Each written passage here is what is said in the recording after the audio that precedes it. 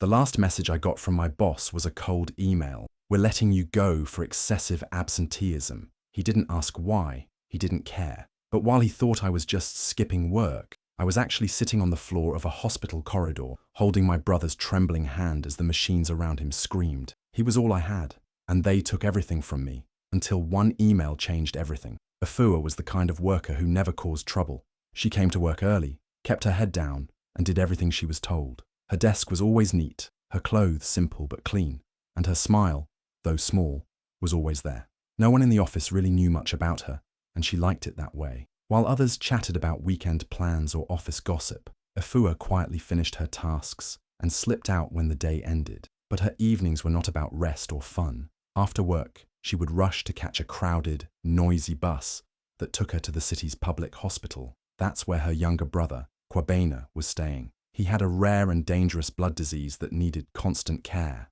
Ephua didn't have parents to help, no partner to share the weight, just her and Kwabena against the world. Every night, she sat beside his hospital bed, holding his hand, feeding him when he was too weak, and whispering stories to help him sleep. The doctors were kind, but the hospital was always full, and time was never enough. Still, Ephua never complained. She knew she had to work because her small paycheck was the only money coming in.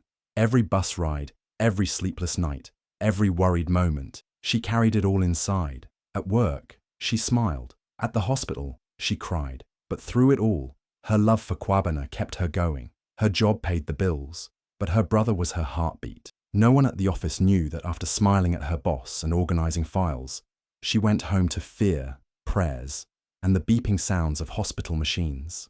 They just saw a quiet girl behind a desk, but they didn't know the full story. Efua's life was a silent storm. Every day she woke up with heavy eyes but still pushed herself to go to work. No one saw how tired she truly was. At the office, she smiled and answered phones.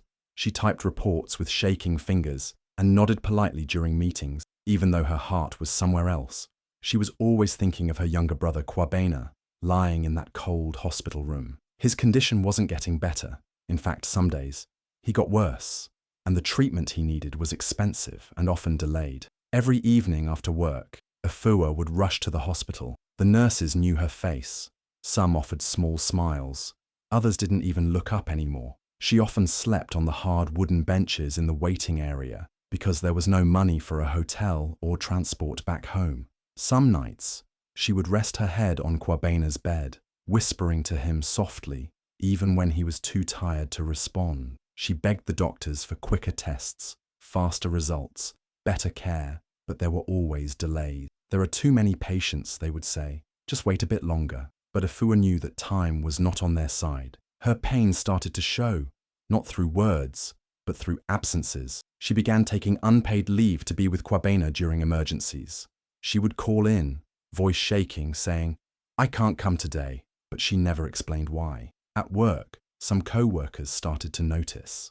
They whispered, "She's been missing a lot lately," but none of them asked why. During her lunch breaks, Ephua would hide in the stairwell and cry silently, wiping her tears quickly before going back to her desk. She was carrying a weight far too heavy for one person, but still, she refused to break. She kept going. She had to, because her brother needed her, and failure was not an option. Ephua had always been careful at work. She never missed deadlines, never caused problems, and always showed respect. Even when her world was falling apart outside the office walls, she still did her best to show up and do her job. But her boss, Mr. Femi Ladoja, didn't care about effort, only results. He was the kind of man who arrived exactly on time every day, never smiled, and believed emotions had no place in the workplace. People feared him, not because he shouted, but because he never listened. His rules were strict, and his expectations were even harder. At first, Mr. Femi didn't seem to notice when Ephua missed a day or two, but as her brother's condition worsened and she had to take more time off, some without asking, he began to treat her differently. He stopped greeting her in the mornings. He gave her cold, sharp glances whenever she passed his office. The warmth she had once felt in her small team disappeared quickly, replaced by silent judgment and suspicion. Some co-workers started avoiding her. Others just watched quietly, waiting to see what would happen. One morning, just as she was settling into her desk, She got a short email. See me in my office. Her hands trembled slightly as she stood up. She walked in, and he didn't even look up from his computer right away. When he finally spoke, his voice was flat. Ephua, we can't afford unreliable staff. Your attendance has become a problem. That was it. No kindness, no questions, no room for explanation. Ephua opened her mouth, but the words didn't come out. She thought about telling him everything, about the hospital, about Kwabena, about the nights she didn't sleep, but something stopped her. Maybe it was pride, maybe it was pain. So instead, she just nodded and whispered, I'm sorry. He didn't ask anything else. He didn't care enough to know. To him, she was just another employee who wasn't performing well. To him, her value depended only on her time card, not on her heart. And so Ephua left his office quietly, holding her tears until she reached the restroom. That moment changed everything. She realized she was alone in her battle. No one at work would ever understand how hard she was trying to keep both her job and her brother alive. And her boss, the one person who could have shown her a little grace, had none to give. Ephua didn't want to miss work again, but her brother Kwabena was getting worse. The doctors said he needed a transplant urgently, or they would lose him. She had no choice. With no approval, no paid leave left, and nothing but hope, Ephua took a bold step. She stayed at the hospital for 1 full week. She made endless calls, filled out complicated forms, and stood in long lines at the donor program office, begging them to help. She barely ate, she barely slept, but she didn't stop. She knew this might be her last chance to save him. When she finally returned to work, she felt nervous, but hopeful. Maybe, just maybe, her boss would understand. Maybe he would give her one more chance. She reached the office building early that morning and tried to open the door with her office key, but it didn't work. Confused, she tried again. Still nothing. Her hands started to shake. She walked to the front desk, and the security guard looked at her with sympathy in his eyes. You should check your email, he said softly. Ephua rushed to a public computer nearby, heart pounding. She logged into her company email. Right there, in bold letters, was a cold message from HR. Dear Ephua, your employment has been terminated effective immediately due to excessive absenteeism. Kindly return all company property. We wish you the best. That was it.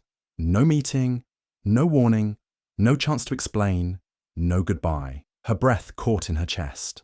She stared at the screen, hoping it was a mistake, but it wasn't. She was no longer part of the company. No one had called. No one had checked on her. Her co-workers, people she worked beside every day, didn't even send a text.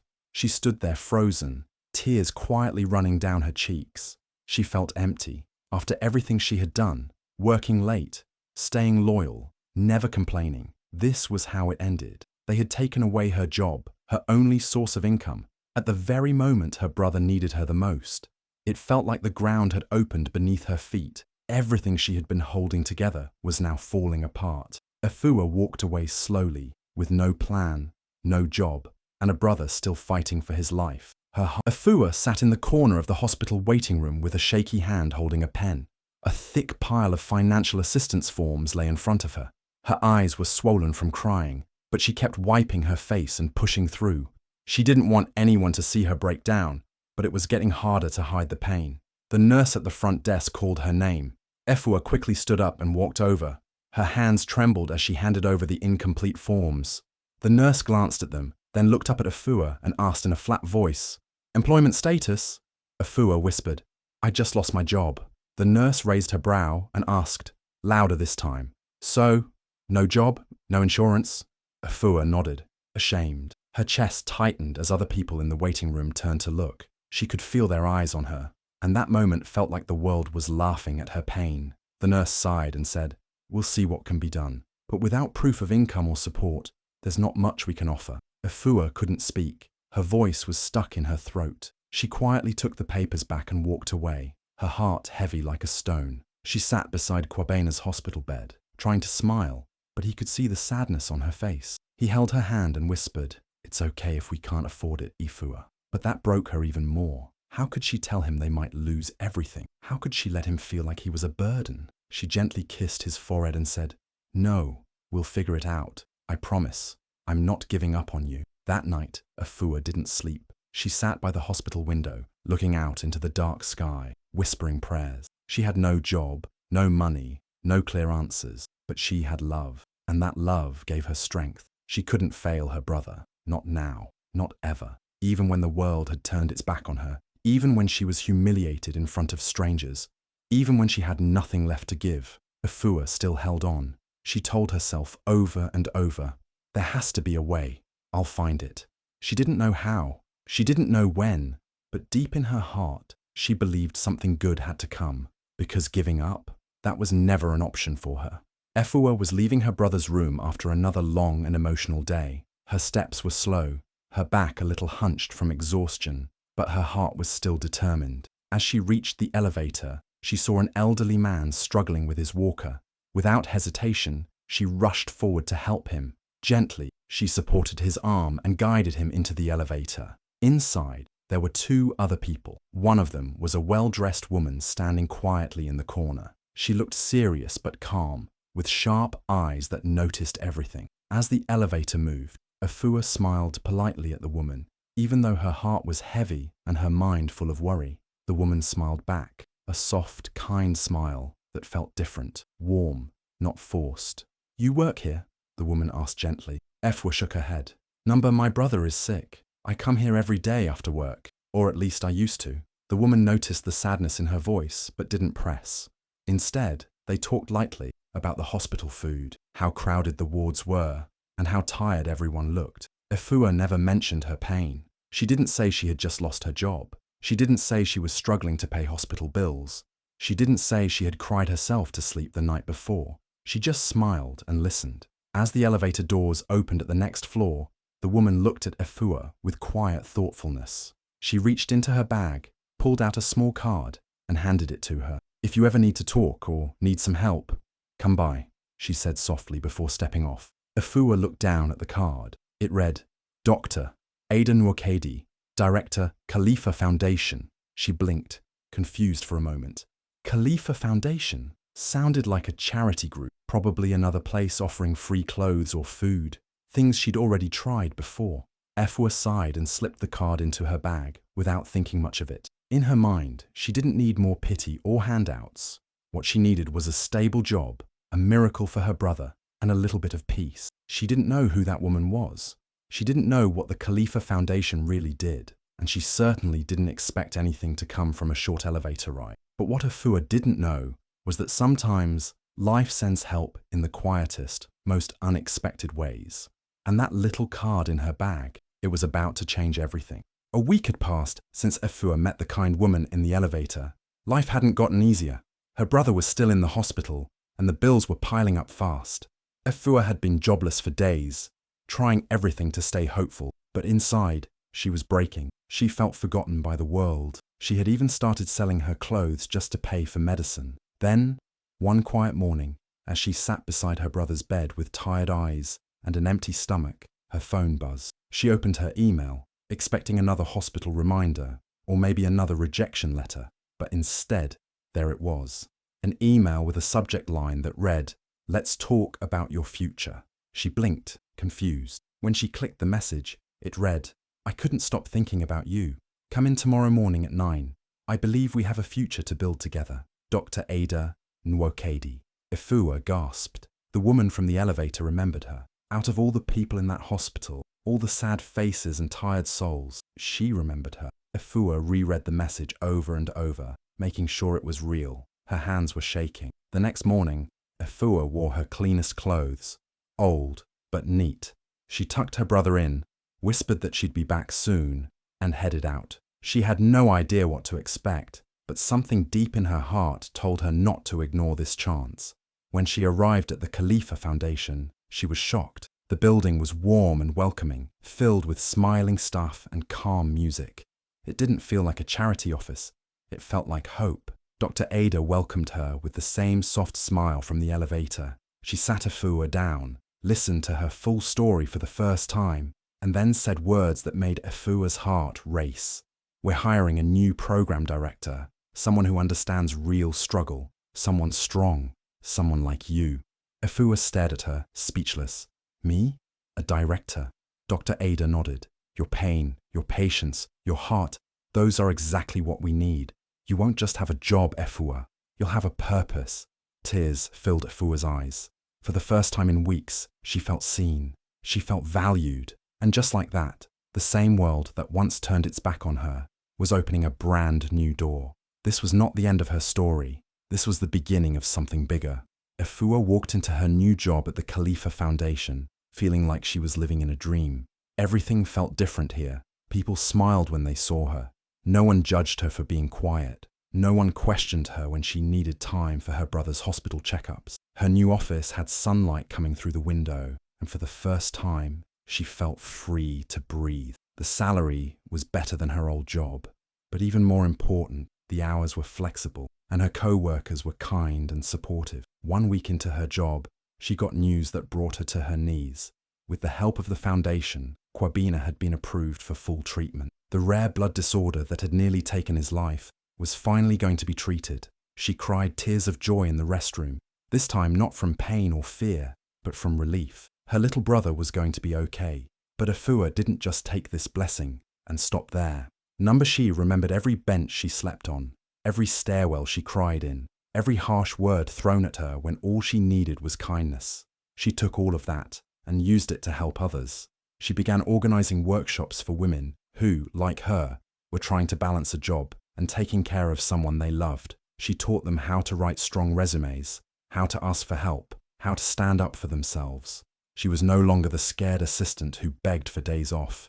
Now, she was the one giving others the chances she never had. She was making decisions with kindness, not with cold rules. She built a space where people didn't have to hide their pain to keep their jobs. Ephua had once sat at the edge of life, barely holding on. Now, she had pulled up her own chair to a bigger table, and she was making room for others. Months had passed, and Ephua had grown stronger, more confident, and more respected. Her work at the Khalifa Foundation had touched many lives. She had helped so many families find hope during their hardest days. One afternoon, she received an email that made her stop and smile. Her old company, the same place where she had once been fired without a second thought, was holding a big charity gala, and Khalifa Foundation was one of the invited organizations. Not just that, Ephua had been chosen to speak on behalf of the foundation. The night of the event, Ephua dressed in a beautiful navy blue gown that flowed as she walked. Her hair was neatly done, and her smile was calm and proud. She arrived at the grand hall, and heads turned as she walked in. The lights were bright, the room full of people in fine clothes, but Ephua didn't feel small anymore. She felt powerful. Then she saw him, Mr. Femi Ladoja, her former boss, the man who never asked about her struggles, the man who fired her with just a cold email. He was standing near the stage, chatting with other executives. When his eyes met hers, he froze for a second. Surprise filled his face. He hadn't expected to see her, especially not like this. When it was time to speak, Ephua walked up to the stage confidently. She held the microphone with steady hands. She shared her story, not with anger or shame, but with grace. She talked about how easy it is to overlook people's silent battle, how kindness can save lives. She didn't mention names, but everyone in that room knew what she meant. Mr. Femi couldn't look away. Ephua had come full circle, from being the assistant nobody noticed to the voice that made the whole room silent. And this time, she stood tall, not just for herself, but for every person who had been pushed aside. Ephua stood on the stage, the spotlight gently shining down on her. The room was filled with powerful people, CEOs, directors, and managers, all watching, waiting to hear what she would say. But Ephua didn't tremble. Her voice was calm, steady, and full of quiet power. She didn't talk about her pain in detail. She didn't say the names of those who made her life harder. She didn't point fingers. Instead, she spoke from the heart, with words so simple, yet so powerful, they froze the room. She said, "Some employers fire you for being human. Others empower you to rise because of it. I know the difference now, and I'll spend my life being the second kind." The room went completely still. No one moved. No one whispered. Even the servers paused mid-step. Everyone felt it. Her words carried more than just truth. They carried the weight of everything she had survived. And then the silence broke with a wave of applause. Slow at first, then stronger, louder, until the whole room stood and clapped. Some had tears in their eyes. Others looked down, ashamed, but everyone knew they had just witnessed something real, something honest. Somewhere near the front, Mr. Femi sat frozen. He didn't clap. He didn't smile. He lowered his gaze. Maybe out of guilt, maybe out of regret, but he couldn't deny the truth anymore. Ephua had once been the invisible woman in his office, the one who quietly handled papers and wiped away tears in hidden corners. Now she was standing tall, with dignity and purpose, inspiring a room full of decision-makers. Her story, once buried behind sick days and hospital visits, was now a light for others, especially for those who were still fighting their silent battles. And she had just proven that even in the darkest times, a human heart full of kindness and courage can still rise. If you've ever felt unseen or misunderstood at work, share this story with someone who needs to hear it today. Remember, kindness and understanding can change lives. And sometimes the strongest people are fighting battles you can't see. Hit like, comment your own story, and follow for more real stories that inspire hope and courage. Let's lift each other up.